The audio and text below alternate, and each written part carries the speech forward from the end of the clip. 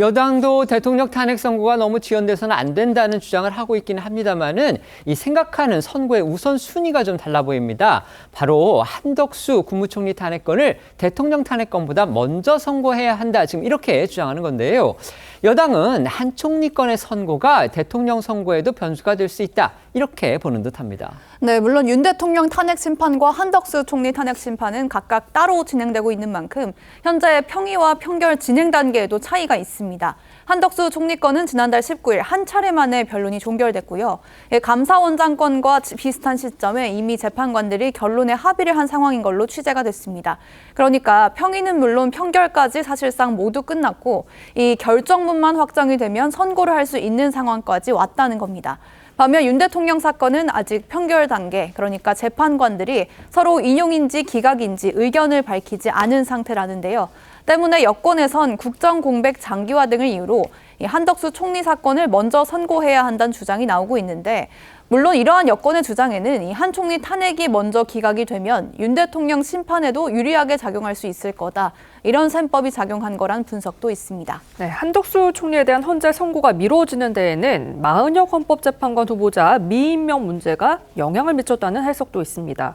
헌재가 마 후보자 임명 결정을 내린 가운데 이 마 후보자 임명에 부정적인 걸로 알려진 한 총리의 직무 복귀에 불편한 기류가 있다라는 건데요.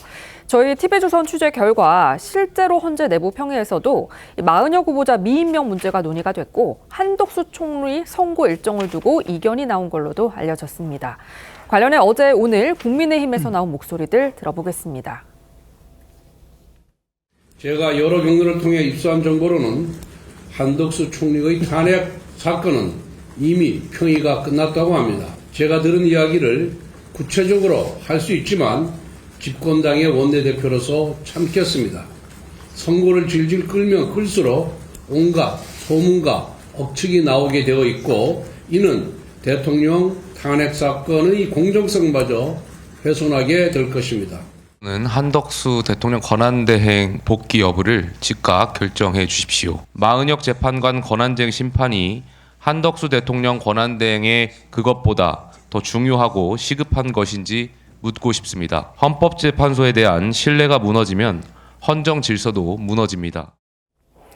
법조계 일각에서는요, 대통령하고 총리 탄핵 심판건이 동시에 선고될 가능성, 또 이것도 제기되고 있습니다.